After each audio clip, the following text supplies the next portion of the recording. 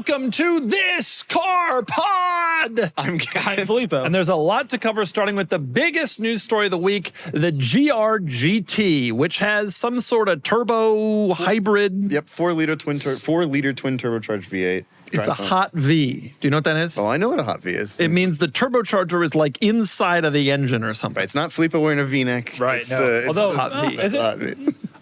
Okay, 640 horsepower, obviously tip only, sadly. Yeah. No one's talking price yet, including Lexus Toyota. They won't tell us what it costs. They've said it would be over in the six figures. Yeah. Is what they've hinted at. I've seen speculation in the 200 range. We know that, but I was thinking that this car would compete in terms of the Halo car against the AMG GT. Because it looks like it has the same engine as it. But from what I'm understanding, people are talking 300,000, which is a lot of money. There's also the Lexus version, which is EV only, right? Is that true? Yes. Can we discuss the fact that this is not the most attractive of automobiles? I was astonished when this was revealed. Like, it looks purposeful, but I thought it would be a smoother design. Yep. Like just sort of like a swoopy, smooth, like the LC is really cool. The Supra has like a very smooth design language. I know, but think about it really. I mean, like the LFA, the last like supercar they did, not exactly what you call smooth. But and these days, angular and aggressive is like the thing that people, every manufacturer does. It's just not. I was just thinking it was going to be like a teardroppy smooth kind of situation. You're hoping for an RX-7, an FD looking but like car. That's what the Supra looks like. Like if you see a Supra, Yeah, that car does not have a lot of ugly angles, and I'm honestly surprised. Now, a lot of people insult a lot of new cars when they first see them. Yes. Yeah. And that could be what's going on here, but I am a little bit surprised. I will say I'm very impressed with the powertrain, the whole situation. Yep. If we're going to do a V8, that's awesome. So many people are getting away from that stuff. I'm glad they're going to do a GT3 version of it and take it racing as well. I think that's really important for their brand, and it'll be cool. And it's cool that the road-going version is not just a homologation car. It's like a standalone road car. Yeah. Based on it also is rear-wheel drive. And I think that's important to mention, too. You know, it's funny because Toyota doesn't get a lot of credit for being like the performance brand, but they got Supra, they got GR86, and here they come with a twin-turbo V8 with rear-wheel drive. Well, how many people are still doing this? I agree. Not only that, though, like with the competition thing, they're also sponsoring Haas in Formula One. Like a lot of manufacturers are. So like they're taking performance very seriously now. We have, and to prove that, we have right here in the office the new RAV4 GR Sport, which, folks, I got to tell you, this car, it handles. it's got a wing. It's got. Can you tell me? Can you tell me what do you think the GR upgrade, the non-cosmetic GR upgrades are to this GR Sport? GR2 suspension. GR2 suspension. Can you name any others? It's a more powerful. No, same power. All right, well, I got nothing then. There are no more. Minimus. It is just the suspension. But GR is generally serious, with some exceptions, such as this RAV4, which, by the way, has a $53,000 sticker price. It's going back to the price of this. So apparently will have about 641 horsepower, 3,800 pounds. Yep. They at the press launch, they asked the project manager asked people to kind of like think about other cars in that same like price point, power point. The AMG GT Pro is $200,000 and has 603 horsepower, weighs a little bit more. The Vantage S has 671 horsepower, weighs the same as 235 base price. Right. It'll be in that category. Do you think which is high for a Toyota? Obviously. 200,000, I think it could sell. GTRs were in that range at the end, and they weren't selling, but it was also a 15-year-old car. Yep. And it's still a desirable car, as we'll talk about later in this podcast. Yep. But at 300, it becomes, I don't know, it'll be interesting. The goal apparently for the LFA, or whatever they're calling the Lexus one, which is EV, is 350 or under. Yeah, I'll be honest, if they're going to do an EV Lexus one, there will be no interest in it. It will not sell, and no one will care about it. The only one that people will care about is, keep in mind, it's funny that they're even talking about that, considering that they just canceled the hybrid version of the LC because no one was buying it. Yep. In this segment, people want one thing: a big old engine and some big old power. Yep. But I think the LFA concept is just that, a concept. So I suspect they could change it to a hybrid drivetrain or whatever. Or maybe they want to kind of push electrification. They want to have a Halo car for that even before they have mainstream models. Yeah, but the market doesn't. They might not care. Very interested in this, obviously, as a Ford GT owner. Oh, nice. Well, don't you think that this is sort of the Ford GT of Toyota's current lineup? Let me think about that. It's going to race. No. It's positioned in the same place. Why not? Same horsepower. It's a similar idea. It's a mainstream brand that sells Camrys, like Ford was selling Tauruses back in the day. Built in Canada? You get my point. My car was built in the U.S. Yeah, but That's not the Is same. Steve Saline going to help build these cars? I do always think it's cool when a mainstream brand actually, because they don't have to do this. Right. They sell in RAV4 Woodlands by the truckload. That they are. They don't have to do this. This is cool. This will be cool. I'm excited to see it. And on that subject, the other big Toyota news this week is the MR2, which is apparently imminent. Yeah, they've redone the patents or trademarks or whatever for the name MR2. It'll be a GR MR2 apparently.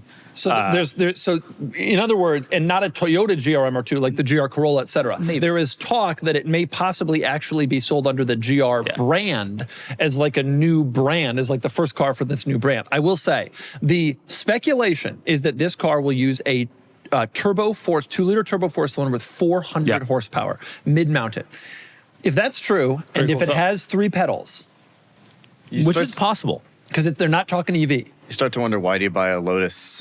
You start to wonder, why do you buy anything else? Yeah, that's very appealing if they do that. It also looks cool. It doesn't look that cool, but it looks pretty cool. I don't know. In reference to these other like AI generated images, it looks pretty cool.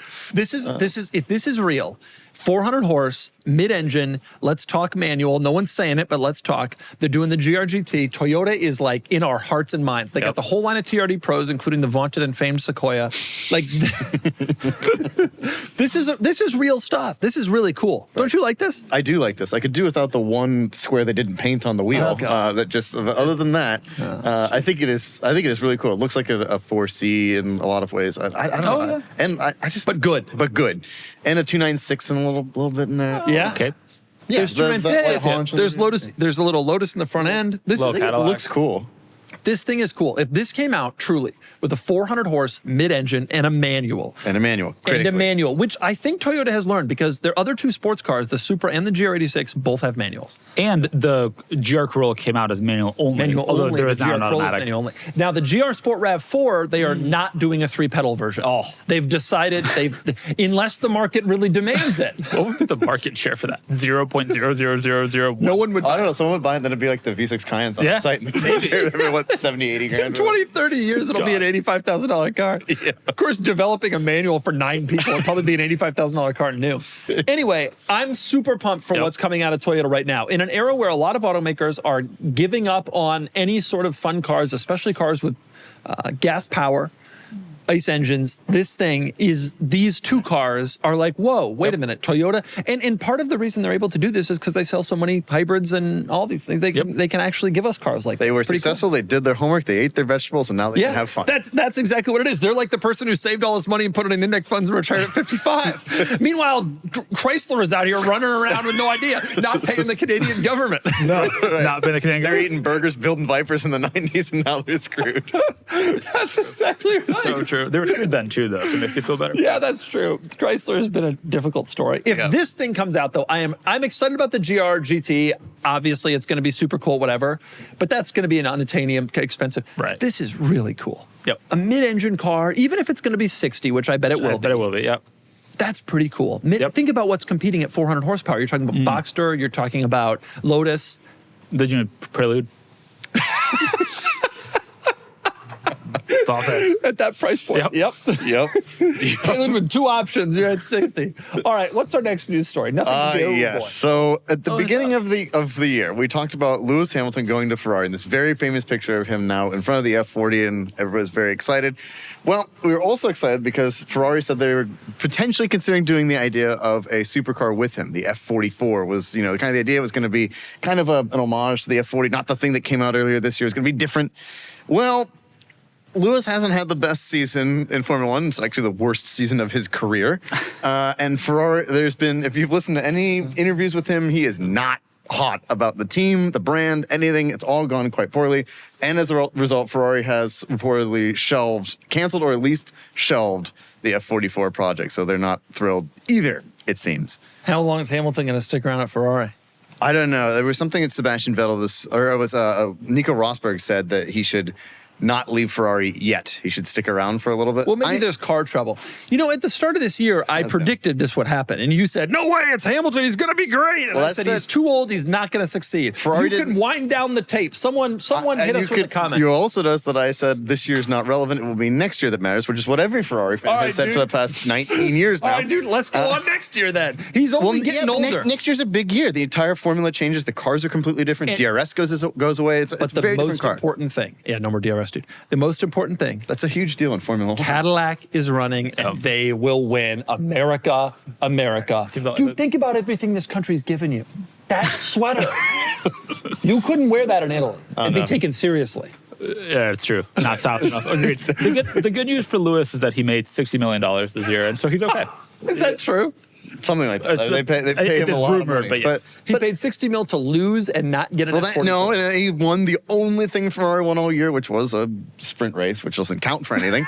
But there are some points that, but it was that. I mean, man, Ferrari had another abysmal year, and he seems depressed, and it looked like it was he's taking a picture in the rain. I mean, no, the picture's badass. Rural northern Italy. Well, yeah, but is it Maranello? I would also be, Yeah, but plus they took away his house. They took away his house. Oh, that's right. Our producer insists that Ferrari gave Lewis Hamilton Enzo's house. They probably didn't take it away, but I bet you he ain't using it. Nope. I bet you he ain't calling anybody like, hey, can I stay in Enzo's house this week? I bet there's not a lot of that going on. Showed up in the rain after race and they changed the locks. So what happens next year in the Formula One? When does it start? So first race is the first weekend of March. So it's coming around the corner. The formula changes periodically, but this one is pretty big. The goal was they wanted to make the racing a lot tighter. So a lot of aerodynamic changes. Like I said, the drag reduction system, DRS, goes away. So we say goodbye to that. In what country with a poor human rights record is the first race? I don't know. Somewhere in the Middle East. Filippo's like, we got to edit that. We got to cut that. Nope. No, I feel no such need. No, we're not going back to Russia. Filippo can't say anything bad about Russians. Okay, so in March it starts, and that's when you believe this year, Lewis Hamilton turning 50 this year, this will be his year. Not turning 50 this year. Okay, but how old is he? He is 40. Yeah. He'll be turning 41 before the start of the season here. Yeah. Dude, I got to be honest with you. The best drivers, like that fellow who has all the Carrera GT in Monaco, what's his name? The one whose F40 got crashed by somebody? Oh, Lando Norris, the current Formula One world champion. Okay, he won. Congratulations. You know why he won? Because he's 12 years old. I'm not screwing with you. He's 12 years old. He is approximately 12 years old. Yeah. 26. That's the same thing. That's the same thing. We'll see. I think... Dude was born in 99. I want to see Lewis Hamilton win 8 championships, and it would be great to see him win with Ferrari.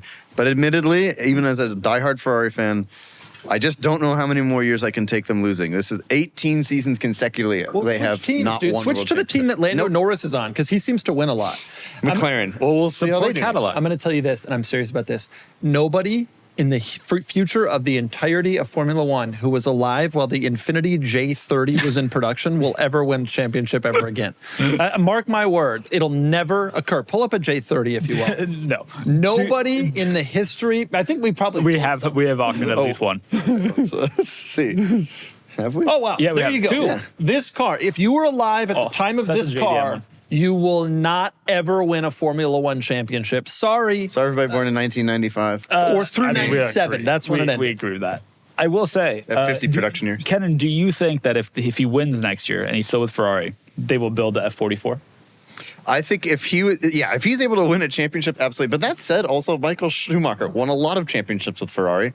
There's no Michael Schumacher edition of anything. Meanwhile, Fernando Alonso got the BS 599. What do you mean there's no Schumacher edition? The whole company was a Schumacher edition for like 15 years. Well, I know what you're saying. Wait, you know why he won't win though?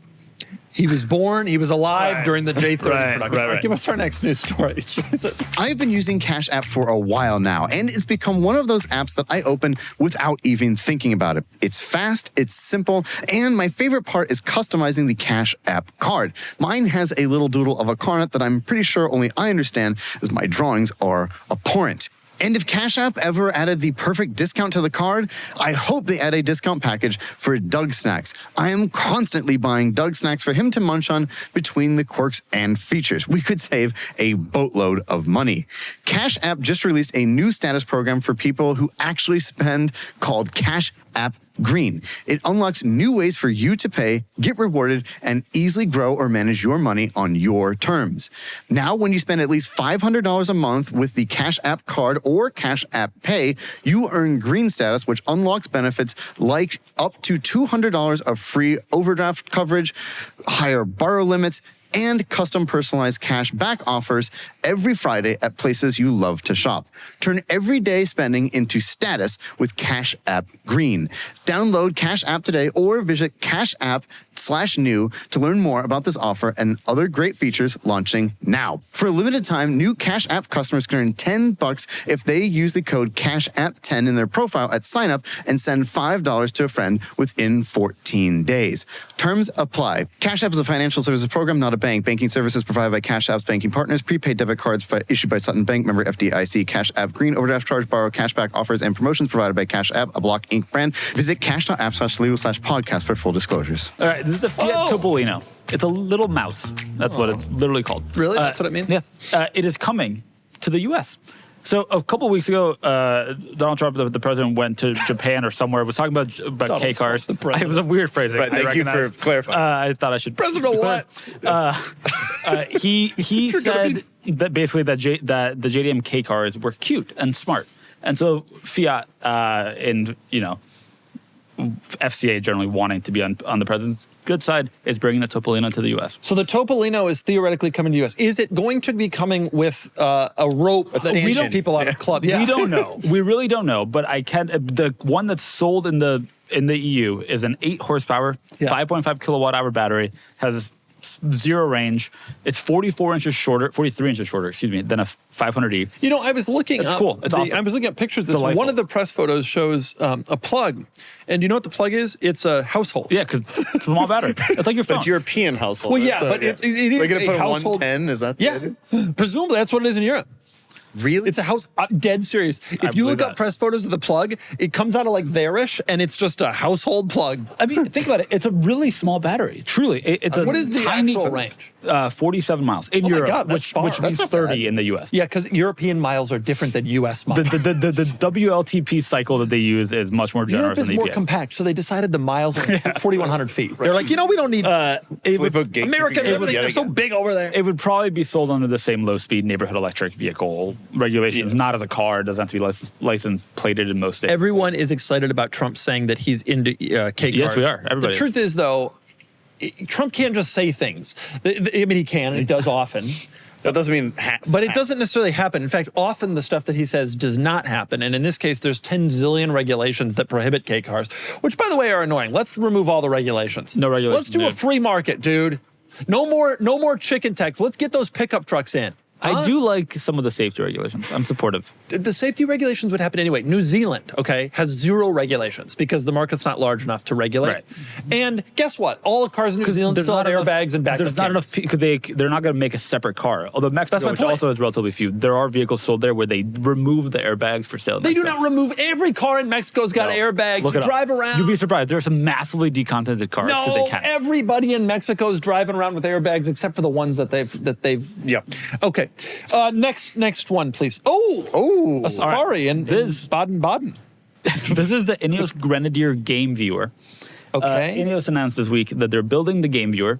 Yeah. It's being built in Botswana. So they're taking like a stretched Grenadier, sending it to Botswana, where they will build custom Safari-ready Grenadiers. I mean, that's kind of where you They're- want to build them. That's Yep. not a bad idea. So Highly they're so customizable. desperate to sell cars that Yep. they've decided. Okay. They also, decided that they the are rich longer. game reserves in Botswana, that's their target Yes. audience. They are longer than the normal one. Have you seen a pickup truck on the road? Yes, one. I've seen It was right next to the dealer. It was out on a test drive. I've seen one. There's a guy on Nantucket and that's it. I haven't seen one in California. They're expensive. Have you seen a pickup? Do you know that there is a pickup? No, I haven't seen one. The Quartermaster. Quartermasters, right? I reviewed one. It was fun. Yeah, it was great.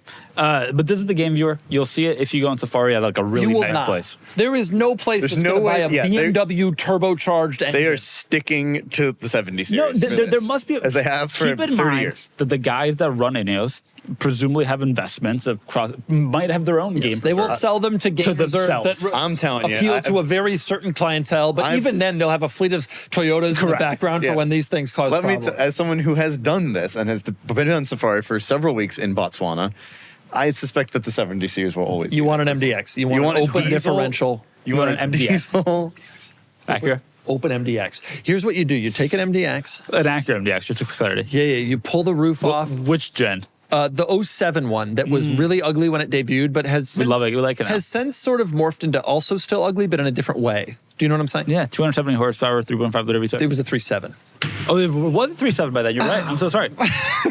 270 horsepower, 3.7. Kennan, would you be proud to ride around looking at zebras in this? Do you think the zebras would be? I making mean, fun I of you? prefer to drive my own truck, and that's what we did, and that's what I prefer to do. And I would always pick a Land Ship Cruiser. your for this. M5 there and drive it. I mean, your My own truck. I said my own truck. Yeah, well, rent it. Did I stutter? I guess. That's SL65. He drop his Rentec tune on the hippos. They wouldn't know what's coming. Well, hell yeah! I mean, if you just B58 under that hood, someone's going to tune the shit out of it. I should note, by the way, that Ineos bought the people in Botswana that are doing this. That they're called Ineos Kavango bought the Engineering. people in Botswana who Well, are that's- doing all the right. company in Botswana. The British have that is already doing got a this. history of don't God watch your language here. I think my language was probably appropriate for the reality on the ground.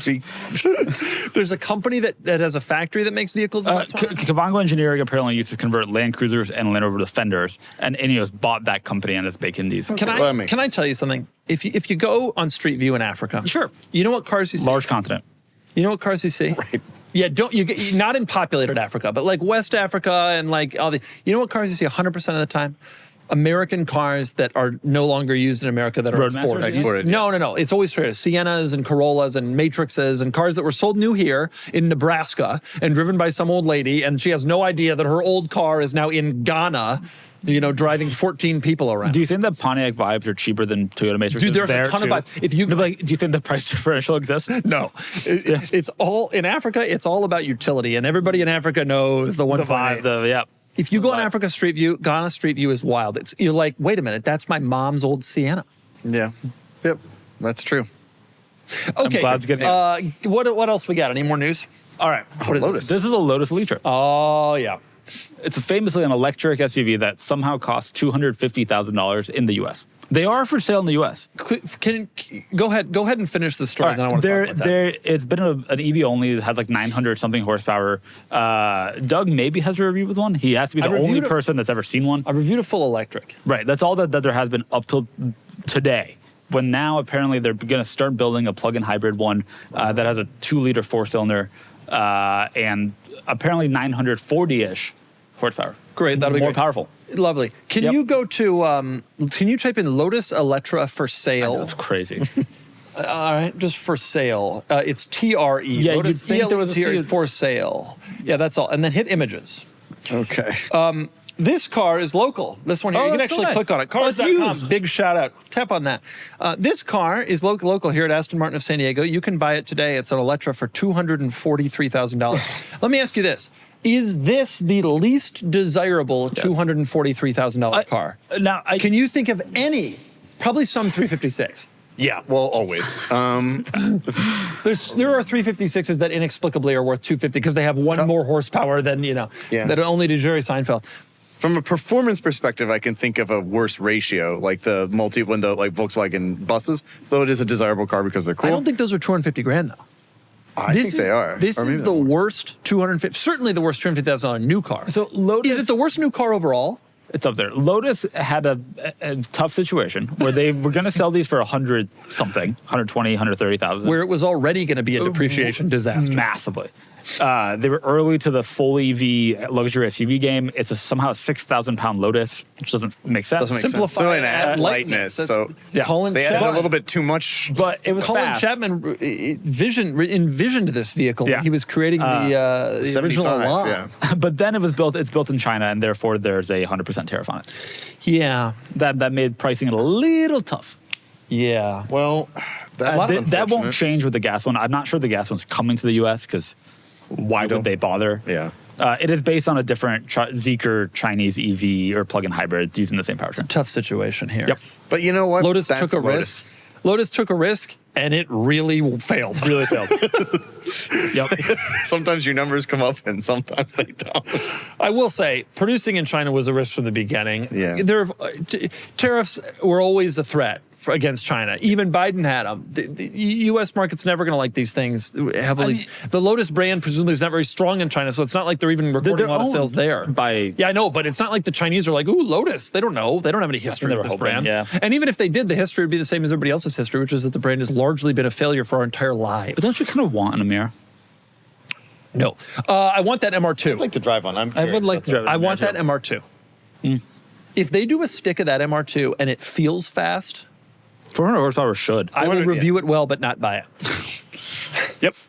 Yep, that sounds right. We got any more news? Yeah, Is that it? we got one more news story. Oh, wow. So Italdesign. This is my Columbus. all-time favorite car. I'm sad that the picture for this wasn't the guy in the bicycle looking. Who's That's like my looking favorite. at it like, what what is the this? hell? Italdesign, famous for designing the Columbus, of course, Yeah. but also the first generation Golf, the BMW M1, a bunch of other cars that we know and love, and other cars that are hideous. They've done both. That was founded by Giuseppe Giugiaro. Audi and Lamborghini have owned them for a while. Yeah. Audi or Lamborghini, all owned by Audi, have sold the majority stake of it to a company called UST.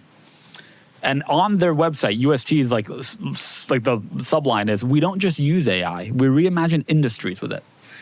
And they're located in like Santa Ana. They're located in Orange County, California. So Italdesign is owned by a company that's headquarters is off Jamboree Road off the 73. Yeah. That's what we're at now. Italdesign. This is a company that gave us some of the all-time most famous cars. Giugiaro was working for these guys. Well, luckily, there's good news about that. I mean, they're an AI-based company. Luckily, most of Italdesigns look like AI errors, so that's not too bad. But the other thing, I guess, is maybe now's your chance. Maybe now they'll be willing to sell the Columbus. Oh, that's such a good idea. And they're just up the road. All I got to do is drive up to 73. That's right. And be like, yo, I know that you guys gave us some of the all-time greatest cars in history, but can you sell me this? Yep. Right. I value your Yes. heritage, and I would like to own a piece of it.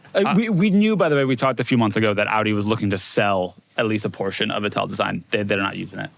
I would offer them what this is worth too, honestly. Yeah. Like 50. $18,000. I would give him every penny of $18,000. I will say, this is one of my... So traditionally, PR announcements have like where each company is from, like the location of the PR announcement. And the PR announcement for this has Ingolstadt, Germany, Montecalieri, Italy, and Aliso Viejo, California. Aliso Viejo, popping in. Wow. Dude, I'm telling you, something the Lotus Esprit was an Italian design. All of the original Hyundais, the DeLorean, the Subaru SVX, one of your all-time favorites. Yes, the original Golf. Giugiaro was there. The 159, every Alfa, the Brera. Oh, the brand. Really? And now here they are, the M1, like you said, and now here they are off Jamboree Road. They're actually at 5 Polaris Way. No one knows where anything is. They're right same off but the different. 73 off of Aliso Viejo Parkway. I'm going to tell you this, and I'm not trying to be a jerk to Orange County, but once you're inland Orange County, there's no way to know where anything is. You have to have a GPS, even if you live there and have lived there your whole life. So true. So true. That's very true. Okay, that's our last news story. What a shame. That is. Italdesign, the history, the grand history. Yep. They're now an AI company in Aliso Viejo. Yep. How the mighty have fallen. Then again, don't forget the Carrera GT was designed in a strip mall in Huntington Beach. The greatest car ever with a Formula One engine. Never used. I like the additional qualification. It's not the greatest car ever, just the greatest car ever that has It's a Formula both. One engine. Oh, I was trying to say the greatest car ever, and it has a Formula One nice. engine. Okay, I got it. comma. By the way, you know what we're not talking about today, and we should be on the news, is that Hagerty released that list where they always say what The bull cars are market, going to go yeah. up in value. Now, this list is a little scary. It's like that Grammy for Best New Artist, because usually the cars they pick go down in value. Yeah, like the Saab 900. Like the Saab 900, a big pick of theirs. Of which I'm a fan, to be clear. That had like a 50% decline after they picked it. Anywho, the Carrera GT's on the list. What are your thoughts on that list there? Does it have anything else good? I mean, we can pull it up. We can. Do we go pull it up? Bull market list Hagerty. What's on there? I seem to recall a bunch of other good stuff. The Alpha GTV is on there. Well, a producer would be thrilled. The C6 Z06 is on there. R33 Skyline GTR. You know is what on there. truck? That 454 SS pickup. Yeah, Those that's real. are cool. That is real. Mark III. That is cool. Golf. E60 It's a M5. That is a car that is absolutely not going up in value. An NB Miata, which I can't imagine does anything in value. I will say, I think that relative to the other cars on this list, the Carrera GT will go up on a percentage basis the most. These two will not at all. Actually, I think the Carrera GT will go up in a value that it will cover the rest of this group. They'll be like, we did it. In the aggregate, they all went up. The Ram Charger ain't going up. You got to wonder, though, are they running out of cars to put on the list? No, I mean, the GTV values plummeted in the last year, so maybe they'll just kind of tick back up to where we're. Is that a Studebaker Hawk? What is that? Yeah, nobody knows. we don't get into the old I will stuff say, here. Hagerty. It's a Continental Mark II. Hagerty, to their credit, has an incredible amount of data and incredibly talented data people.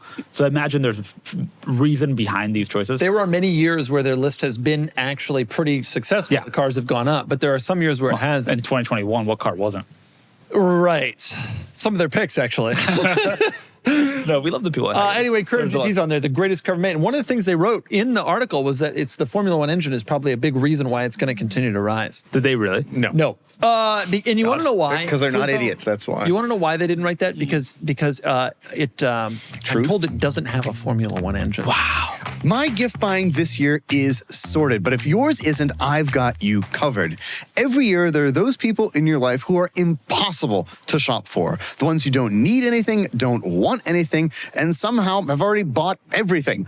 Aura Frames solves that instantly with a gift that actually feels personal. For me, it's the people I genuinely love that I can never figure out a meaningful gift for. An Aura Frame just works. It's thoughtful, it's emotional, and it doesn't feel like a last-minute scramble, even if it secretly is.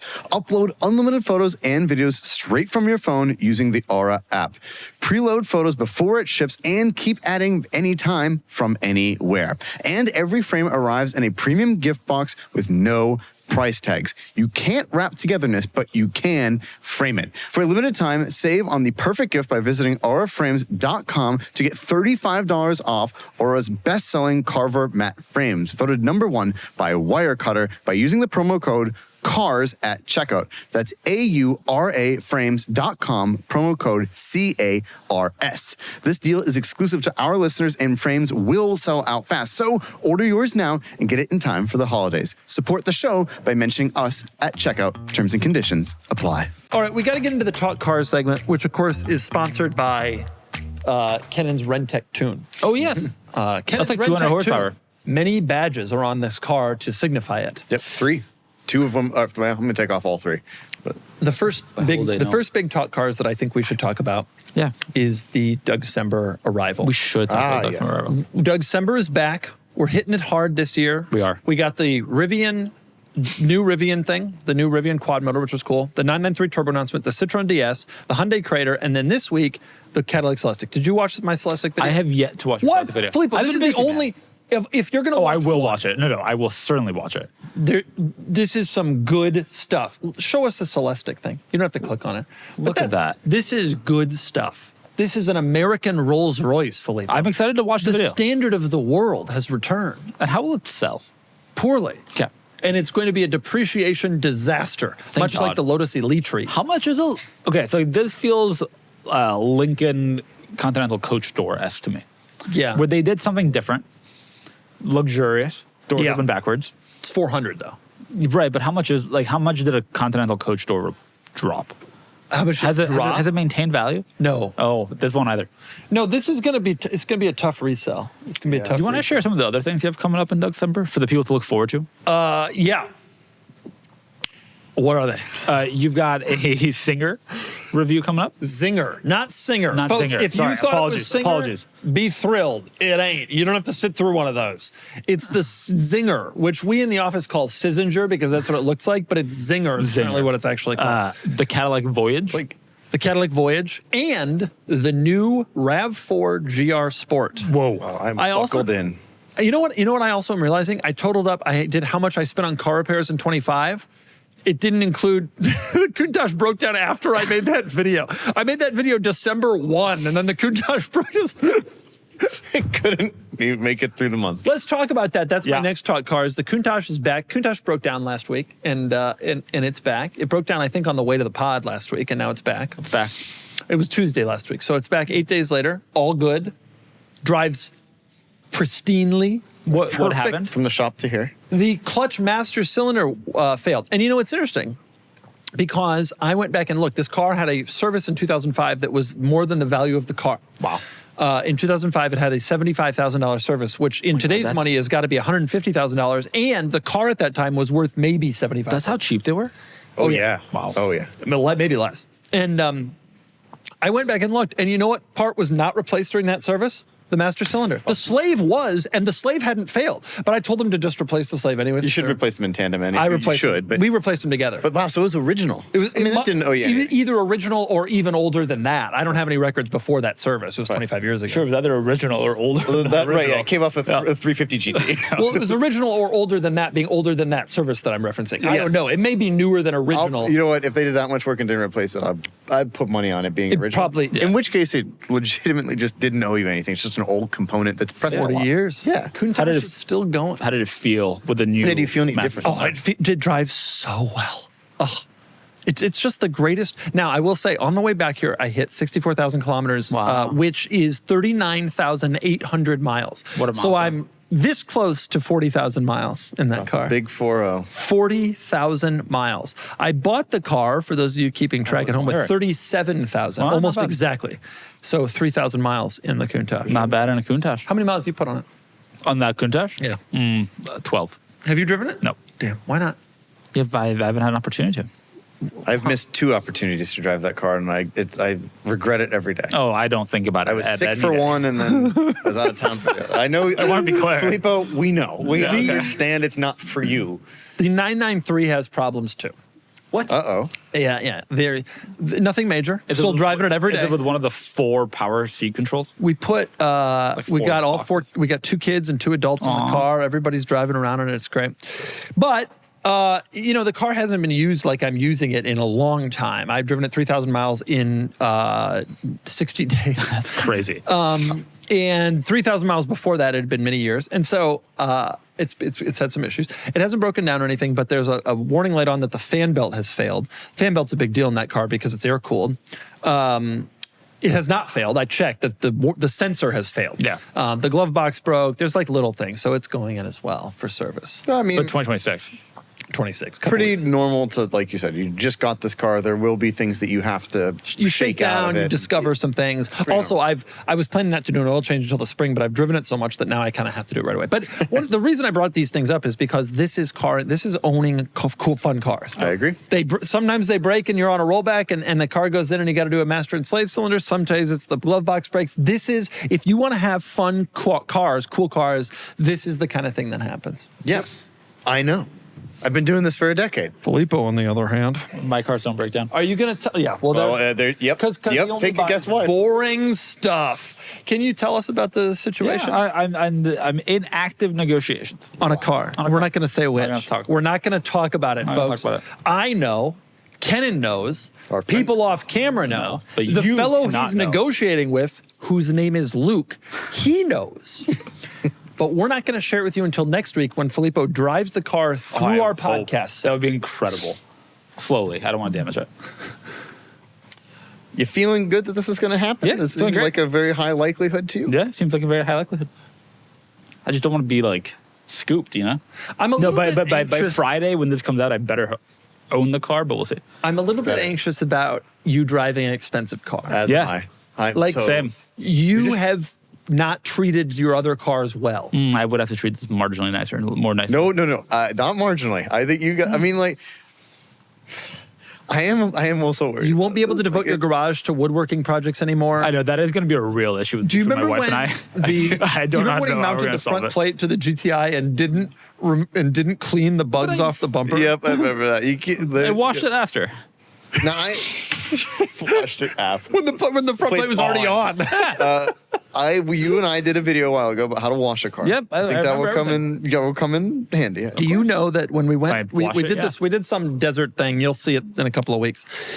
And when we went out there, his battery has failed in this 500 bar, and he didn't just starts it drive- with a jump box every single time. I want to be clear. We were in filmed this- Riverside, so it was like on brand. But like, we filmed a little series last week, which was very fun. I hadn't driven that Fiat in 3 weeks. I wasn't aware that the battery failed because it had sat in my driveway undriven. See, but And now I will get a new battery. you will need to have this car on like a battery tender if it's going to sit. For I that. plan on driving it quite regularly. We're going down to here's what right now we own 3 cars, 3.5 cars. The Fiat 500 Barth Cabriolet, the Volkswagen GTI, and our Mercedes station wagon. Yeah. We're gonna get rid of 2 of those. Yeah. And replace them with the car that I'm buying. So the GTI and the Barth are leaving, and this car that I'm buying will be the car that I drive around. You know, he's also getting a carbureted pickup truck. Yeah. Oh, right. I forgot about the car. Inherited truck. from my late father-in-law is a late 70s F-250. How long do you have to keep that thing? Forever. Forever. Where? For familial obligation requires forever. Forever. What? That's but not going to happen. It'll be great. My wife will love it. No, she won't. She will really hate it when it fouls up and like she needs Has she points and she driven it? dies. Does it drive? We don't know. So You should EV swap it. Here's an issue. I'm told my late father-in-law was a mechanic. My brother-in-law helped him with some projects. I'm told that they had it running like 6 months ago. It has since sat outside. What motor's in it? 351 Cleveland? Hell yeah, 427 brother. Windsor? Yeah, I hope so. By all accounts, it ran recently enough. It should be easy enough to get running. I suspect it'll need brakes, tires, some of the consumables, but that's easy. Who's easy enough to get running? You're not going to get this thing running. I don't know. We'll figure it out. I got to get it You're here not first. ready for How are you going to carburetors. get it here? I will have to figure that out. It's May I- currently in Arizona. May I suggest I will using, rent a U-Haul trailer. May I suggest using a Dodge Power Wagon? I would love that. They seem pretty hefty. Yeah. They I do. suspect that They I will do. probably have to like rent a car that has a towing capacity and a hitch. You're going to tow this do thing this. 12 hours? It's 6 hours. Not with towing. 7. No. It's like 9. It's going to be nice. Especially you California, towing. California towing speed limit's 55. isn't it? Especially you towing. Like you're going to him in a gas station with a trailer backing up. Like, You oh think wait, I'm- why is it going left if I'm turning right? I don't understand. I don't understand. I have towed regularly before. What? I'm quite capable. You have What, not. Boats. regularly. Boats. When have you towed boats? Last time we were out on the water 6 months ago. 6 months ago. Right around the I truck did it ride, regularly actually. once. No, I'm Whenever quite I go comfortable out in towing. the water, I tow boats. Quite comfortable towing. Filippo, you live a Not worried fascinating about that. life. I do lead a fascinating life. Thank you. I'm quite comfortable towing. I just got to get it home. That's the hard part. You're going to have this. What are you going to do with it when it's home? You're not going to. It doesn't run. What do you? Of course I will. You can't put that at your house. It's, Oh, I'm like there thinking are about worse dusty cars on my street. 70s Ford. Actually, there's I'll that clean huge it. pickup truck I know. across the street. That guy's Only gonna be pumped.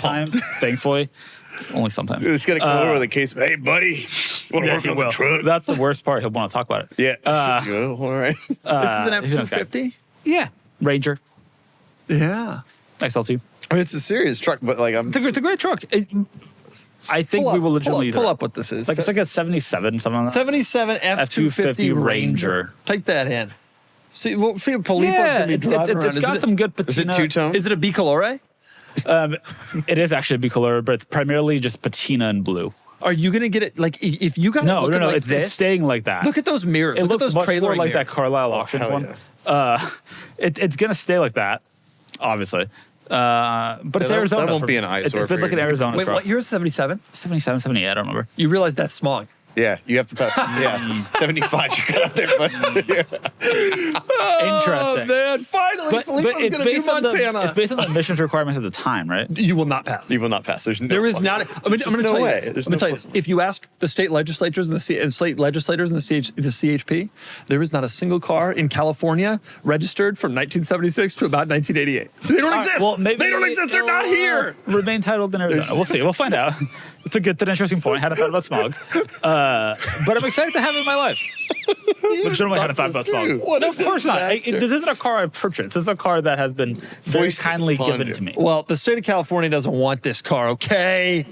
However, if you get those wheels on it, My wife is look very at that. excited though because it will be like a Look at cool. that. Illinois, they want them. I'll tell you that. Yeah, buddy. Yeah. It'll be a cool. This truck's too nice, though. This guy doesn't take this into this mud. He backed it off a trailer, took the Yeah. picture, and now he's back. And slowly, which is exactly how Filippo will use it. I'm excited about He's it. not even going legitimately. to get on the trailer. I'm Man, it excited does about look good. I'll give you that. When we started selling our merch, I had no idea how much there was to figure out. Product photos, inventory, shipping, even designing the store itself. It felt like wearing 100 hats at once, and honestly, it got overwhelming. That's why we turned to Shopify. It's a tool that helps businesses not just get started, but actually thrive. Shopify powers millions of businesses worldwide, from household names like Mattel and Gymshark to brands just getting started, including our own merch store. With Shopify, you can get started with your own design studio using hundreds of ready-to-use templates, so your online store looks exactly like your brand. You can accelerate content creation with AI tools that write product descriptions, page headlines, and even enhance your product's photography. You can get the word out like you have a marketing team behind you by creating email and social campaigns wherever your customers are scrolling or strolling. And best of all, Shopify is your commerce expert behind the scenes, helping with everything from inventory to international shipping to returns. If you're ready to sell, you're ready for Shopify. Turn your big business idea into with Shopify on your side. Sign up for your $1 per month trial and start selling today at shopify.com/cars. That's shopify.com/cars. All right. What other news? What other cars stories? Kennan, you went to the Southeast. I did. Yeah, I went to New Orleans to film with the Jaguar XK140. They'll be coming up on the site very soon. Fastest car in the world, just like my Countach was. It was the That's 120. Like, I'm stunned as I did research on this car. Like the records that it held. The 120, like from 1949 until 1953, it set our speed record every single year. Really? Like the car just and the crazy broke in, went faster. Kind of. But the one that blew my mind was it was in 53. Or in 52, they set a record. It was like 130 miles an hour sustained for an hour. And the driver got out and said, "Wow, this car feels so good, I could do it for a week." And the next year they were like, let's do that. And so they did. For a week, they averaged over 100 miles an hour for 7 days and 7 nights. You're kidding. Stopping to change I think they changed the wheels and the tires, and they changed the drivers, obviously. And they were nursing a suspension problem, but they still did it. You're kidding. No, 17,000 miles in a week. You couldn't do... In the 1950s. I mean, that's pretty amazing. You couldn't do that in a Jag today. No, mostly because they don't build cars. But it just like that. It was very cool to drive in it, and we were talking about how it's hard. Like sometimes the challenge of using a car, or living with a car, kind of is the appeal. And the cars from the 50s, I've never really been attracted to, but having driven it now, I get it. Like I understand. It's funny. Like you go around the corner, there's no bolsters on the seats. So you got to hold yourself like with your elbow on the outside of the car. And it looks so cool and it sounds awesome. Big steering wheel. Huge steering wheel and like, thin rim. Yeah, thin rim, but it's got cutouts for your fingers and like you're you hear the constantly carbs trimming. away. Yeah, exactly. Yeah, yes, you are. Yes. You just learned the word trimming. I want to ask you a question about this because you've used it a lot in the last week, but never before like last Thursday. I like a good trim, dude. Interesting. All right, sorry. Continue, Kennan. Anyway, so that was fantastic. It was nice to be back in New Orleans too. I love New Orleans. And then I went to St. Pete, Florida, driving a McLaren MP4 12C Spider, which will be coming soon to the site too. Been very interested in those cars. I've only driven a 720S. I've never driven the. What are they sold for? Pull up an MP4. Have we sold 70 to 100? Yeah, we sold them. a few. You can just type in MP4. There's not a lot of different models of MP4. That's true. Wow. 70 to 100. 80 to 110. Yeah. And this one, it's a one-owner roadster. It's 13,000 miles on it, whatever. I mean, Wow. it's a It's like nice car. Owned by a fascinating guy too. He's the chief strategist for Turner Motorsport, and he's won 2 drivers' championships and 12 constructors' championships with Turner. What'd you think of the car? Loved it. It feels way more exotic than I was expecting, especially given its price point. I mean, it feels more like a $300,000 car. Better than Ferrari. It was definitely faster, that's for sure. But it had more torque. And I have to say, the Spider, you're much closer to the engine, so you get the sounds. You get the turbo sound, you get the great sound of the V8. I think that makes it feel more exotic, which was a criticism leveled at the car at the time. Yep. But I think they are tremendous value. And if they stay reliable. The thing is, like, there's a lot. The later ones did get more reliable. The really early ones, where you had to slide to open the door, which is what Filippo would buy. Those ones are inexpensive for a reason, because they are a little bit more. Wait, the later ones, they switched that to a real door handle? Yeah, there's a button. And no way. Yeah, so you just press the button. In the early McLarens. What year is early and late? 12, right? Didn't 12, they come out yeah. 12? 12, I think. In the early McLarens, you literally just sort of... You think I'm not familiar? Yeah, they did that. They did away with that immediately. You know, my parents, when I was a kid, had an MP4 12C. It was a VCR.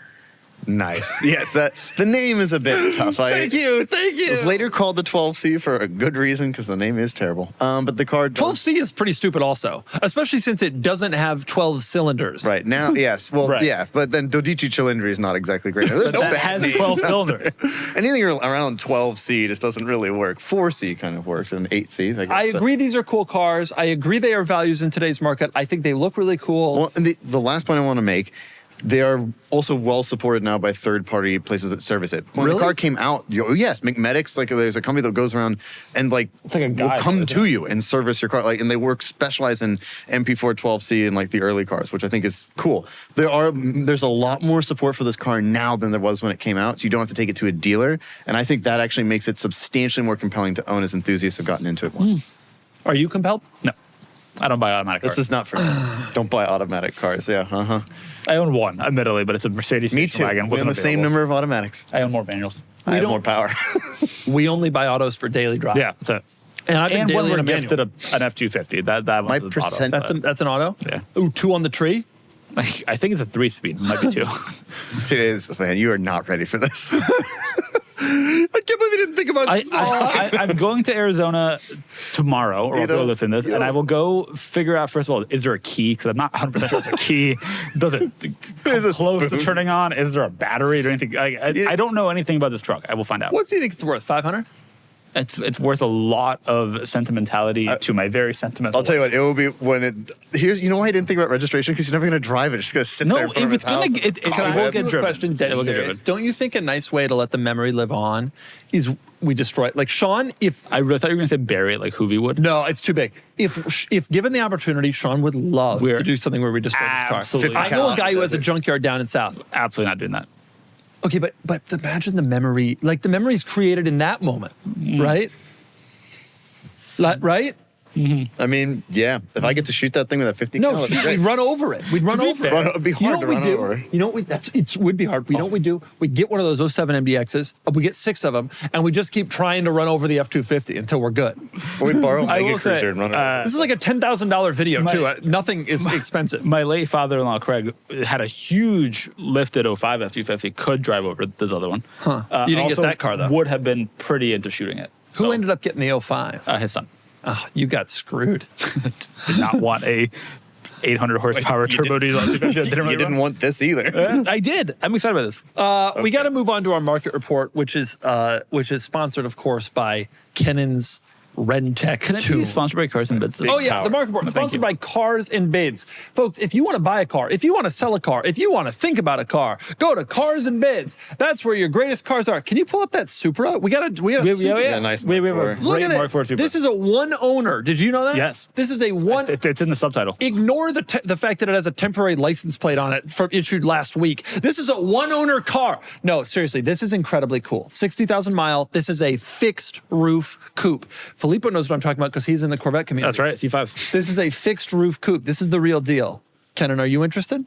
It is cool. It's nice to see one so stock. So stock. We get, I mean, the ones we get some very heavily modified ones submitted to us, but we get a lot of very stock cared for ones as well. There are This is still just them cool. out there. They are still around. I mean, this one lives in a neighborhood that looks like this, which Yeah. I think is great. Let me ask you a question. Well, it's one owner. Dude bought it. Yeah.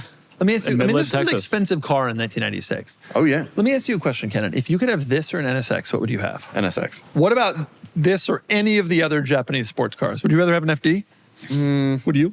I'd rather have this than a 3000 GT. Well, duh. Duh. 300ZX. I will say it was Yeah, in I'd rather Midland, this. Texas, and that presumably was oil money at the time. Actually, thinking, yeah, because I'd rather. I would rather have this than an NSX. Would you rather have this than a? Well, I guess it depends Any on which Japanese. GTR. Any GTR. I'd rather have an R34 GTR. That is true. But left-hand drive converted. The market would rather have a GTR or an NSX. The market would not rather have an NSX. Yeah. No. Yeah. Yeah, no, I think he's right. If you had a 96 NSX with 60,000 miles, I think it sells for more than this car. A one owner 96 NSX with 60,000 miles, it sells for more. It's in the same ballpark. I mean. But they're in the ballpark. And remember, in this car, Paul Walker says, "Nice car. What does it cost?" or whatever. Yeah. What's the retail on one What's of the those? retail on one of those? More than you can afford, pal. How those just two values have The irony, Filippo, of I get that it. is that the Supra No, is no. now worth more. I understand. So the Supra, even though he was told that it was more than you can afford, pal, is actually the more and all it expensive. took was 25 years. Was that 3.5? Was it an F1? I don't remember. Of course it was an F1. They were shooting in Hollywood. You think that guy could drive a stick? Okay, I want to talk Cybertruck first. Yeah. I want to talk Cybertruck first. We had a Cybertruck sale, or maybe it was a no sale, I don't know, for $61,000. Yeah. But folks, Cybertrucks are knocking on the 50s. Wow. I'm just putting it out there. Other Cybertrucks have reached the 50s. I'm not certainly. saying it's a good deal. I'm not saying you should do it. I'm just saying this is a market report. I am simply reporting the truth. The Cybertruck is knocking on the door of the 50s. How much is a Cybertruck? This is a year old, by the way. Current Cybertruck offers from Tesla new Yeah. Yeah. What do they offer? for a Cybertruck $729 a month. That's way too much. Way too much. 50s, folks. That's remarkable. They'll be there soon. The Beasts are still more. The Beasts are still like 80. They won't be for long. This is going to be a 35 car in 18 months. I'm not And it's an exaggerating. incredibly capable $35,000 car. Capable of what? Speed. Irritating. Speed and turning in tight radiuses. This is going to be 35 in 18 months. You mark my words. Call us up on the pod in December, in June or July of 27. Yep. And let's see what Cybertruck Can you imagine the demographic that's going to end up with these things? Is going to be crazy. It's Hummer H2s. This is the Hummer H2 of the modern era. Yeah. Wow, that is such a great analogy. This is the Hummer H2. It is very striking and sells to a certain person, and then it depreciates like crazy, and it loses its strikingness and its luster and its excitement. I mean, you see these now, and you feel a little sorry for the people driving them, right? I mean, They were cool. They were cool for a year. Not cool. They were cool. it was cool to see it initially. I have to say, I You're didn't like insane. it. but When they came out, there wasn't a person in the world who didn't text me like, I just saw some sort of angled truck. I don't know what it was. Holy crap. Notable and cool, different. Oh, No, they were. God, what a contrarian. He refuses to admit what actually he. agree with it. I think that it was the first one I saw. Like, I remember where I was the first time I saw it. It was like, Do you really? yeah, was that the balcony of my apartment complex looking out when they were Kennedy assassination, 9/11, and the first Cybertruck. That's right, because I'm old enough to have seen the Kennedy assassination. Pull up the GTR, please. Yeah, we sold the R35 T Folks, spec for so much money. the T-Spec was so- a very special car at the very end, but this sold for $163,000. And I just want to make a point here. GTRs never got cheap. They never went down in value. They are still incredibly desirable. And there is still a huge community of people who absolutely love these cars and really, really, really are buying them and spending real money on them. MSRP was 140. 140 And MSRP. presumably you got this at or below MSRP. Yeah. So GTRs. And go back to, type in R35 GTR. Or just R35. We're going to have regular Skylines, VQ, dude. I mean, these are still at 09 for 80. What was the sticker on that? Right, 80? 80. Yeah. I admit there's inflation, but you get they the point. were so cheap early, too. Yeah. That is amazing. Do you think it's because, they all look almost exactly the same? I The think performance is still very good. in It's all because the performance is incredible. They are unbelievably tunable. They have turned out to be pretty robust in terms of reliability. The early cars were a little bit less so, but there's an enormous community around fixing any issues that come up. And they just didn't make all that many. Even though the car was in production for 16 years, they just didn't make all that many. And it's funny because we all idolized the R34, but in the end, this car will remain a tremendously desirable, exciting car for years to come. MSRP was sub 80. Sub 80, 77, wasn't it? Yeah, for that year. It had gone up $7,000 from 08 to 09. Yeah. It was a $70,000 car when it came out. Wow. Wow. Still is a $70,000 car for pretty much all of them. These cars Amazing. remain tremendously desirable, tremendously popular, well supported. Look at that black edition, sells for 74 with 43,000 miles. And performance That miles. person bought that car, dailied it, Right. essentially, and still got real money out. It is interesting to see which special editions the market rewards. That Skyline edition, which was just Bayside Blue and nothing else. Market isn't going to go that much over sticker for that. Yeah, But the market didn't hate that though. 143 is still Still solid. money. A real number, yeah. The T-Spec, though, seems like might end up being one of the desirable specs. Very rare I see a GTR on the street, which shocks me. Yes, same. To me, this is still an exotic car. And I have a suspicion the market will treat these like Supras and NSXs, where we saw them a lot in the day, in the period. In 20 years, we're going to tell our kids, we used to see those just driving around. Like you would think, if you saw an NSX now, you'd be like, wow, like someone's driving. If you saw a Mark IV now, you'd be like, I can't believe someone's just cruising around in that. In 20 years, we're going to say that about these cars. 2 points on that. 48,000. One is that I still don't feel like I ever saw them regularly. I never saw them. I mean, you see them occasionally, but it's quite rare. They were I've pretty always rare. noted it. Second thing is, because of Cars and Coffee and where we live, I think I see more R34 GTRs than I do R35s, which is These are going to really age crazy. in a way that the market continues to view, not just the T-Spec, but the market will continue to view this car as special forever. It was just a lot of power, reliable power, tunable power, huge culture around it, very special Change car. the game for sure. If Fast and the Furious was made today, Paul Walker would be driving one of these. I think he is in one of the later movies, too. An R35. Well, his brother, maybe. They made 48,000. over the lifetime globally. Globally. Wow. Which is a lot of That's cars. low. I mean, It's low given the period of time. I mean, for like a top of the lineup car, Halo car like that. they made 20,000 original NSXs over a very similar length. 2.5 times as many.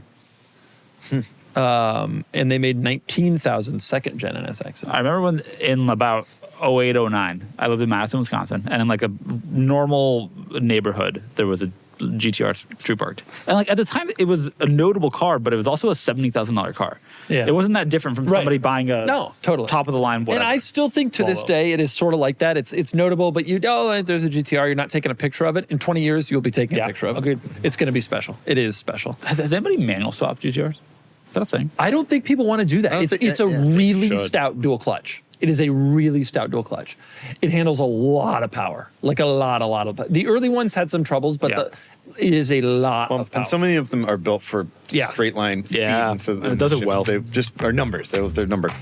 Have you ever wondered how much of your personal info is just out there online? Data brokers can legally collect and sell details like your name, your address, your phone number, even info about your relatives. And some of the most concerning are people's search sites, which compile this data and sell it to anyone with a credit card. That exposure can lead to scams, can lead to phishing, harassment, or even doxing. That's why I trust Delete Me. It's a hands-free subscription service that removes your personal info from hundreds of data broker and people search sites, helping reduce the risk of your data ending up in the wrong hands. I chose Delete Me because they've been the leading experts in data removal for over 15 years. They use their own tech without outsourcing, and real privacy advisors are available if you need help. For me personally, as someone with a public presence online, it was eye-opening to see exactly what data was out there. And now Delete Me is constantly cleaning it up for me. You can get 20% off Delete Me consumer plans when you go to joindeleteme.com/DeMuro and use promo code DeMuro at checkout. That's joindeleteme.com/DeMuro, code DeMuro, DEMURO. Two more things I want to discuss, three more things maybe, in terms of market reports. So it's a longer market report today. The Mega Cruiser. Can you pull up the Mega Cruiser? We sold a Mega. We love the Mega. Remember, the Land Cruiser cruises land. The Mega Cruiser cruises Mega. We sold the Mega Cruiser for $115,000 United States. It was a civilian car up in Oregon, right-hand drive. Not a lot of these come up and sell. No. Bring the Trailer, which is a different auction platform. They had they had a high roof. I don't know if you saw this. They had a high roof civilian car. It really, really fell short of reserve, is my guess. It was somewhere in the 80s. It was not as nice as this. It was a more special one because it had like a higher roof and like all this seating. But the market does not love these cars like it did when we had our first one, that left-hand drive car that sold for over $300,000. Obviously, this is not a left-hand drive car. I think that would have helped the value. Yeah, I think that has a major impact. But still, the Mega Cruiser, type in Mega Cruiser just so we don't get the Ram Mega Cabs. The Mega Cruiser So still does do pretty well. The market is still... Especially the civilians. Cars. 100K, The $100,000 civilians car. are worth a ton more than the military cars. So cool. Even with that level So of wrap. cool. Why don't we own one as a group?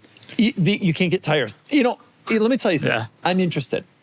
Let's I'm talk. not interested. If you find me a tire source, remember what the engine was used in, the other Toyota? Yeah, bus. Yeah.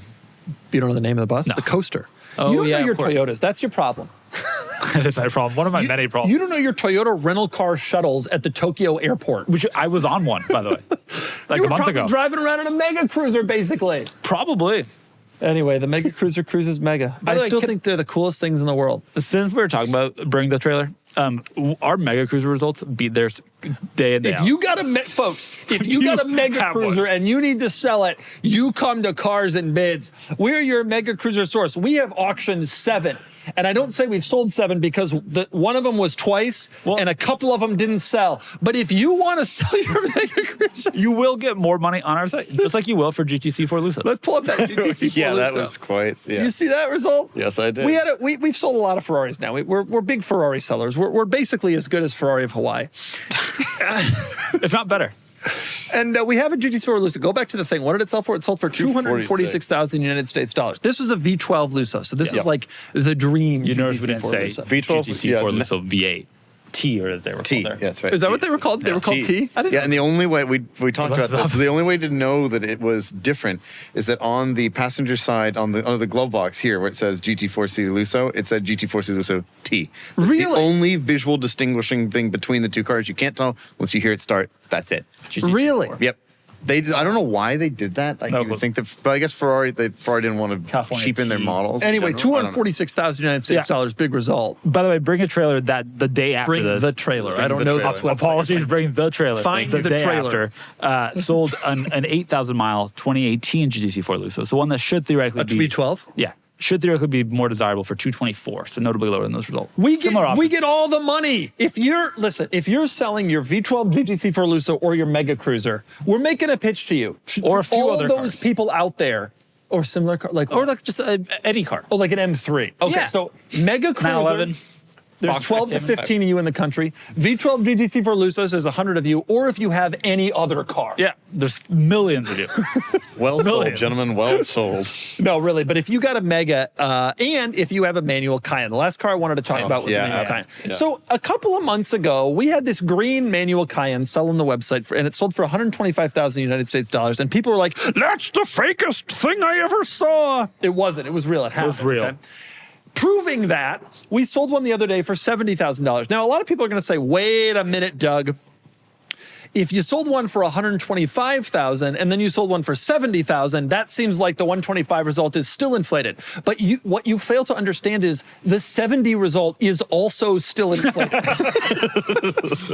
In either scenario, this is a $25,000 car. But Porsche people are Porsche people, and they'll pay up. And that was the point that I made when the first one sold. And was like, "This is money laundering. It's fake." Well, here's another massive result for one of these cars, proving that if there is a certain contingent of people after a certain contingent of car, they will pay all the money for it. Right. Yep. And if you follow this contingent, we have have one live. another one. have another Jet Green live right on the side. What's the mileage on this one? 88.2. Because if you have one of I these know. and you're seeing they're With- selling for 125,000 Yep. or 70,000, you're like, I think I want to. Also, because the place where you might have to bring the trailer has not had the same level of results for these. I'm not surprised. We're really hitting bring the I'm trailer really here. hard today. We're the best place. If you have a manual green Cayenne, a Mega Cruiser, or a V12 GTC4Lusso, there is no other place to sell it. Fact. We specialize. This is a pretty impressive car. Now, I'm thinking about getting into this one because I feel like this is going to sell third for a one. little less. Right, Third one, 125 to 70. 70. Okay, you start thinking about it. Like, this is probably going to be Fool me a- once. 2 data points make a trend.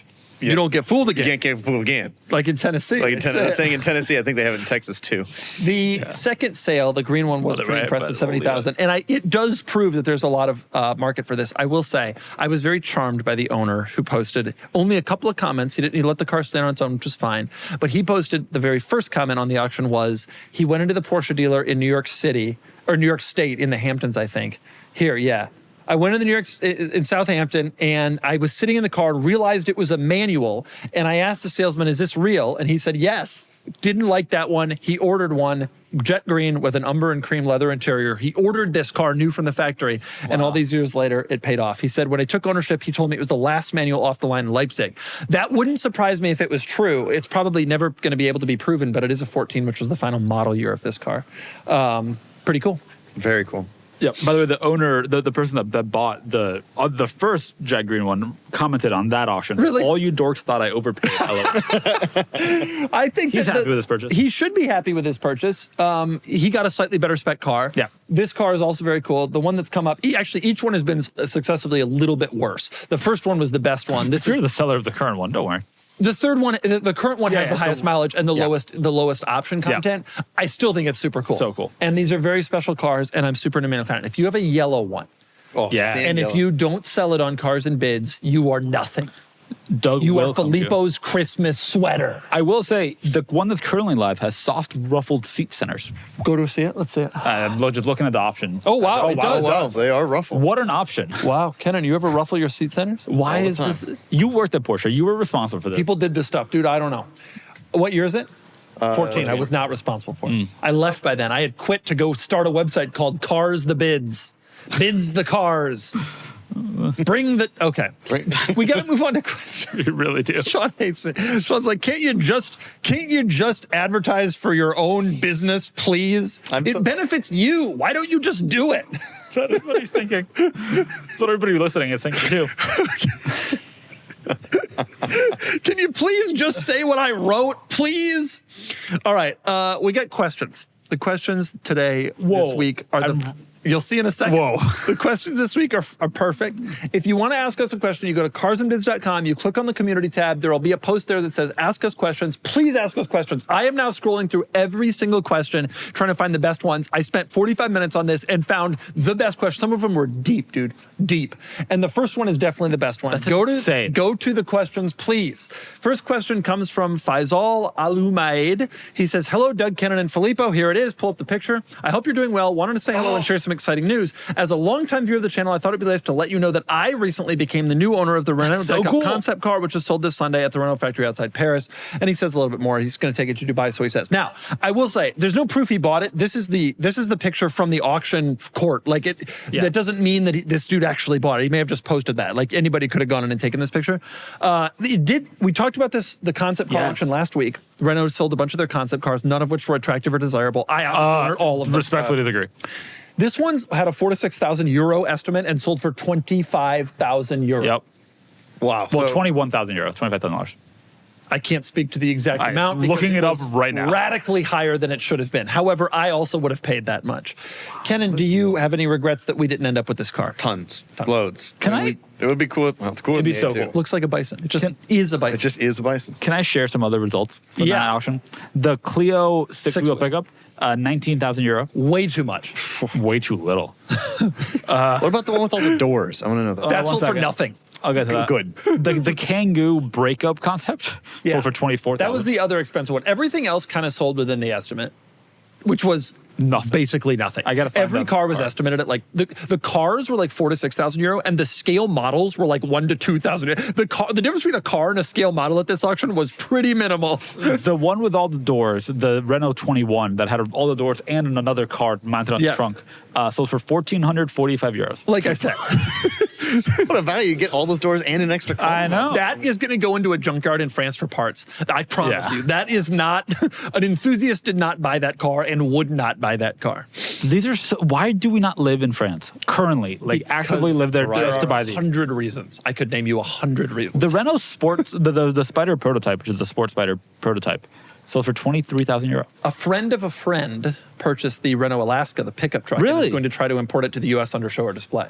So you don't have to live in Paris, in France, to drive these cars. You can have the best of all worlds. You can drive the cars and not live in France. It's kind of the two. No offense, by the way. No offense. To our French viewers out there. No, we love you. We love all 7 of you in France. And I'll tell you something. If you live in France and if you have a mega cruiser, sell it on Cars and Bids. You know, some of these sold for real money. S'il vous plaît. The F1 cars, one of them sold for about $1 million. Well, dude, it's an F1 car. It took Rubens Barrichello across the finish line in the '96 Phoenix Grand Prix with a Carrera GT strapped to the back. Right.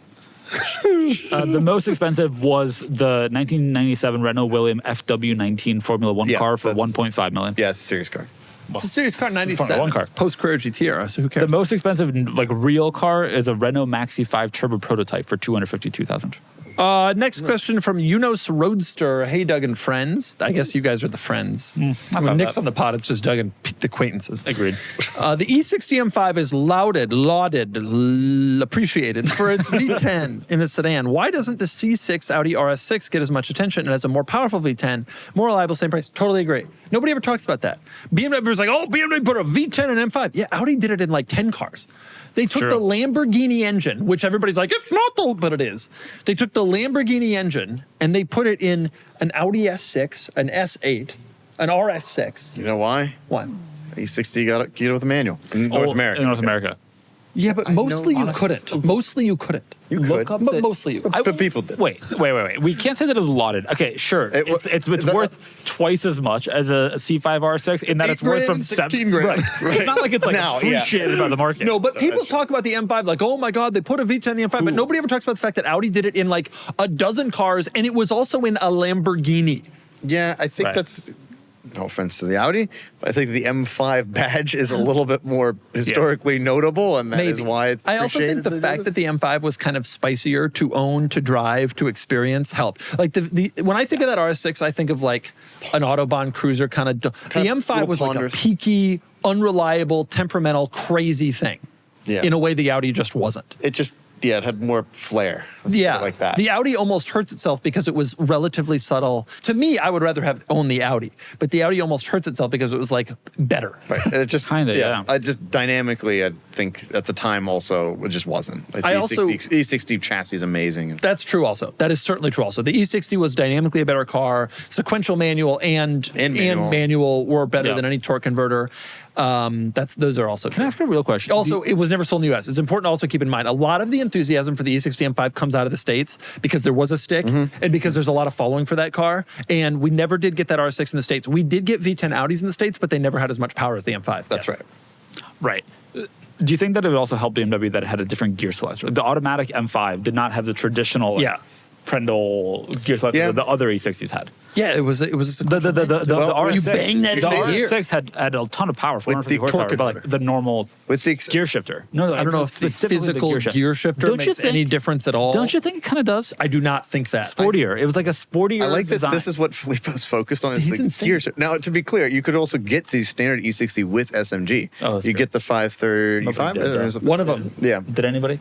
Yes, Few. In I've the driven one. States, I've driven it one. happened in the It was States. terrible. Yes. I remember they offered the E46 with that, but They I didn't did. know they offered the E60. They offer the E6. They have a tradition of doing weird transmissions like that in normal cars because you get a dual clutch from the E90 M3 in the 335 IS. Yes, yeah. No idea why. You could, but yes, Well, that but was the cool E60 thing about that car. yeah, And that it had 335 IS badges on the fender.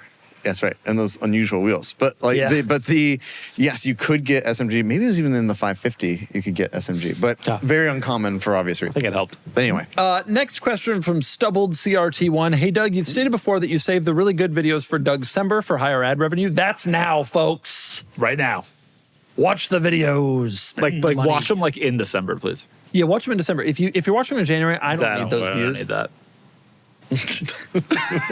We're joking. I'm just curious how long you have sat on a Dougcember video. Like I film them way before and then kind of try to build out a good month. It's really mid-November to the end of December because the ad rates start to get high late November, Black Friday, et cetera, when people are starting to spend money. I've sat on them for a long time, but never insane. Usually the car owner is like, yo, man, you posting this? Like, what's going on here? and so I eventually kind of am like, oh, sorry, I'll put it up. And then I do. But I think probably I've sat on them for 6 months. I got no problem with that. Can we talk about two big errors? Yeah, what you got? All right, look up Doug's Ford F650 video, which went up January 3rd, years ago. oh yeah, Went up December 26th. Did it? I thought it was later than that. No, that video was the greatest decision. Oh, sorry. Doug, DeMuro.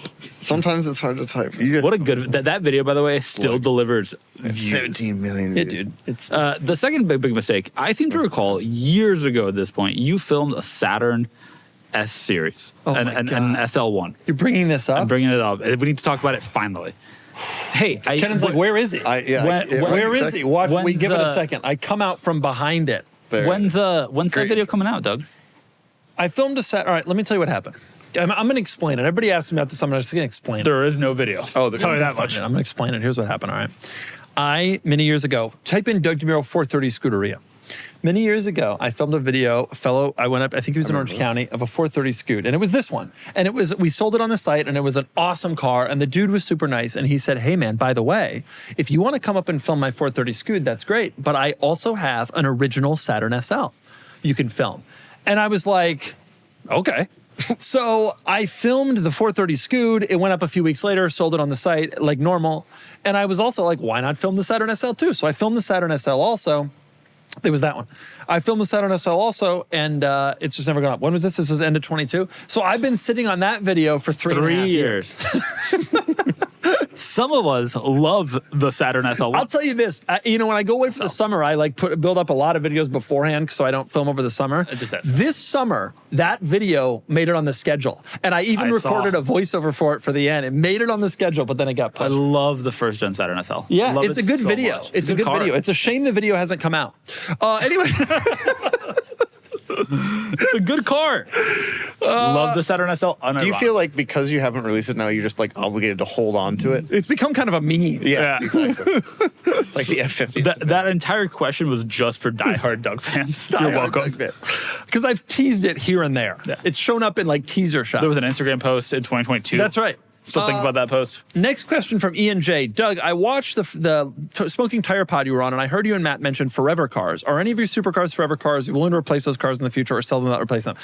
I want to be really clear on this. I answer this question every single time it comes up in the same way, and I want to be really clear. None of my cars are forever cars. They will all someday be sold. And I know that when I sell the Carrera GT, I know someday people are going to be like, you said you'd never sell it, and I have never said that, and I do not believe that. I am not a collector. I do not want to accumulate these things forever. They will all someday be sold. It may be a long time, it may be 10 years, maybe 20 years. There is no such thing in my life as a forever car. At some point, I will no longer get the pleasure out of driving it. I'll be old like Filippo is mentally, and I will no longer want to use these cars. There is no forever car in my world. They will all go eventually. Yes, even the Carrera GT, which I love so much and I have such a history, someday it will sell. So when I sell it and you see all the comments, you said you'd never sell, just remember I'm saying here that I will. And I've always maintained this position. Have I ever said anything different? No. Are you worried that, like Hoovy, you'll remember that you owe a tax bill, like April 14th, and then sell them in a hurry? No. I'm a W-2 employee, just as you are. If you had to put money on which one you keep the longest, totality, I honestly don't know. I think it's the one that's behind I you. vacillate. You do? Yes, you do. The Carrera GT, I really would like to own forever.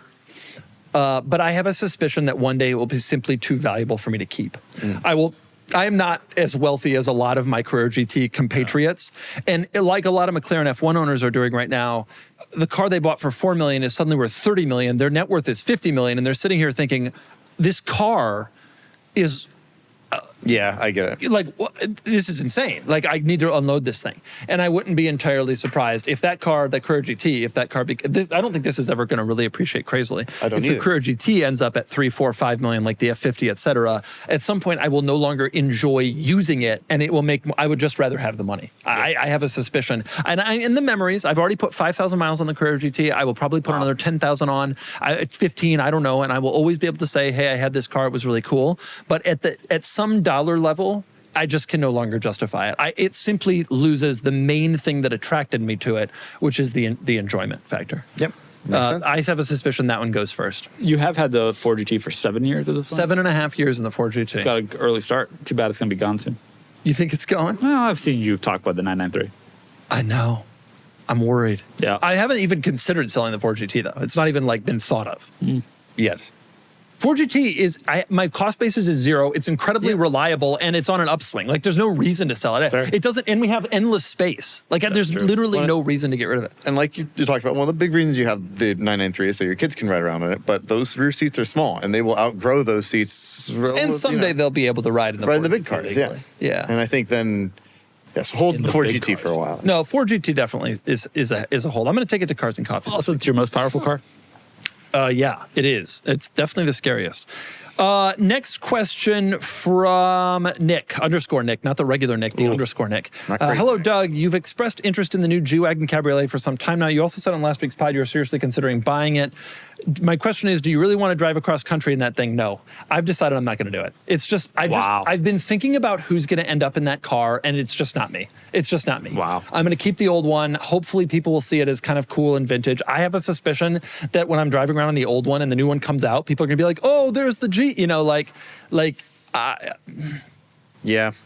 But you're right, _ Nick. I cannot, it's just not me. That car is not me. It just isn't. I just know the level of Real Housewife that's going to own the convertible G-Wagon, and I just cannot participate. Yep. I'm out. You've heard it here first. Next question from Two Shirts. Love you guys. Thank you, Kennan. Thank you. Oh, how sweet. I only have one shirt today. Have you ever considered, you only find cars so exhilarating because you aren't into motorcycles, would you be open to learn to ride? No. I know how to ride. You ride bikes? Sometimes. Bicycles? Motorcycle? You got a motorcycle No, license? I don't have a motorcycle license. That has not historically stopped me on private roads. Private roads, yeah. Is that right? Yeah. I like bikes. I don't know much about them. My grandfather has a 1931 Indian 101B Scout, which is a great pre-war bike. He's had it since he was like 16. He's 96. Still have the family. My cousin finished a restoration on it. I've coasted it down the driveway once. I've never ridden it. I would like to, but I like those kind of bikes, but in California, I'm just too afraid to use a motorcycle. It's just too dangerous. Lane splitting is crazy. In Nebraska, he's like, I'm all over it. Yeah, I got wide open roads. No cars. Here, I don't know. Motorcycles just aren't. I understand the appeal of a motorcycle. I'm too afraid to get involved with that. Also know that except for Kennan's SL65, we're not like going after speed. That's not our like style of drive. If we were, we would all own Huracan that are twin turbocharged or EVs or whatever, right? Like that is not what we're now. That's EVs, right, yeah. 5 years ago, Huracans. I think he would that's not our argue, style. though, that it's still super fun. Yeah, it is. It is the super fun. experience of being exposed to. My argument is a safety one. Ever since I had kids, I've stopped doing a lot of stuff, and I have zero interest in riding a motorcycle. Literally zero interest in riding a motorcycle for that reason alone. Even if I thought it was really cool. What stuff have you stopped doing? You're not tightrope walking anymore? I sold that yellow truck. You should see the stuff. I like don't take any risks anymore. My children should have a father. Well, yes, and motorcycles are scary. They're legitimately dangerous. And all the motorcycle people in the world would be like, they're not that dangerous, and then some of them die. Yeah, well, yeah, exactly. They're not all around to argue anymore. But I just don't think that there's a reason to take the risk. There's too much to lose. I'm not willing to do it, no matter how fun they are. And I'm sure they are fun, but I'm in a stage in my life where fun and risk have kind of swapped, and it's not really worth. Like I don't find it could be the funnest thing in the world, and to me it isn't worth the risk anymore. There probably was a time where I maybe should have pursued that, but I didn't. And also your frame, like, it'd be odd to see you on a motorcycle. Filippo and I are Moto Guzzi enthusiasts. We are. My father had one when I Of course. much. All right, two more. We're doing two more. We're doing two more. We're doing two more. We're doing two more. Two more. Two more. Two more. Number from Mazi Meister, Doug and friends. I have a question about the Sequoia. If Toyota had sold the GR Sport 300 Series Land Cruiser in the U.S., even with the tariffs, you had bought it? Yes, without even the slightest question. I undoubtedly, period, would have bought that car. I wouldn't have bought the GR Sport because I think it's heinous. Yep. But I would have bought whatever the most off-roady version of the Land Cruiser is. Period. LX700H Overtrail. Do you own one? There wasn't that option when I bought the Sequoia, but Option there is now. now a 300 series, and I'm kind of off it. I've driven the Sequoia more and more, and I'm like into the Sequoia again. the The Sequoia is the Land Cruiser of the modern era. The LX600 existed when you bought the Land Cruiser. Yeah, but it was a stupid hybrid, and there was no off-road version. Now it's real. Now there's like a good hybrid, and there is an off-road version, and it has crawl control and knobby tires. Final question, and this one is more for Kennan. From Liam Sell. I was glad to hear you talk about the Aston Martin Vanquish Zagato shooting brake on the Smoking Tire podcast. You want to pull it up? Pull it up. Let's see it. Let's see this. You know this car? Of course. You do not. I absolutely You've do. never seen anything. I know like this. everything hatchback related. Everything? Everything. What do you know about the A12 Competizione? I watched your review of it years ago, and it's been on my list of dream cars ever since. Mine too. I always thought it was completely unobtainable, but as you pointed out, they're already selling for less than half of their original MSRP. What do you think their price floor is, and how much do you think they're worth it? I'll tell you this. They were $900 new. They're selling for $400. I don't ever have any interest in buying an automatic as a fun car. Like zero interest in it. Because if I want to have fun, I want to go out and have a whole experience. Yep. There's about 3 exceptions to that, and this is one of them. If this car got into a price point, I think it's just so cool. Zagato did a station wagon of a V12 Aston Martin. It makes no sense. It's an M Coupe, but done by Zagato and Aston Martin with a V12. It's absurd. Kind of like the GTC4Lusso. Yeah. Right, but twice the price. But there's only 100 of these in the world, and it's a Zagato special edition. There's probably only 20 I in the agree, it's States. a very special It's car. cool as hell. 400 is not my number though, but if I could be interested in one of these, I would talk about one of these at about the 993 Turbos number, 225, 250. I would talk about it for sure. I wouldn't be surprised if it gets there. Yeah. You know? If I could get a 177 square steering wheel in it You get that on. Yes. Which came in the Vanquish anyway. as an option, No, I think it was standard. I wouldn't want to deviate from the build. I'm This is confident. a historical car, Filippo. Historical. I'm pretty confident. that Historical, steering and it's wheel- look at that steering wheel, it's square. Filippo, don't- it's square. Yeah. Pretty sure that was that's the standard steering Cut wheel. I know what you're here. sitting there thinking. It isn't square, but I'm telling you, man, when you use it, it is It's square. No. You don't have. It looks like a circle, but it's deceptive. That's Just how they like- get you. It's a like a square page. with round edges. Like a Peugeot 208. Sure. Excuse me? That's A Peugeot? Is that what he? Peugeot. I know he I meant said that very Peugeot. oddly. The old Peugeot I'll 208. agree. I said that all. Filippo, do you have any final thoughts for us? Come sell your car on Cars and Bids. Cars and Bids. It's the greatest website. If you have a Mega Cruiser or a Vanquish Zagato shooting brake, well, I promise you, if you have a Vanquish Zagato shooting brake, we'll get you every bit of what it's worth, $316,000. Cars the Bids, sell it there. And that's that. Goodbye is one of our finest not our finest. Close. There was that great Whistling Diesel There was Montana that one. That's great. Go watch that one. Yeah. Very good. And have a good Dougcember, everybody. Goodbye. Goodbye. Don't clap.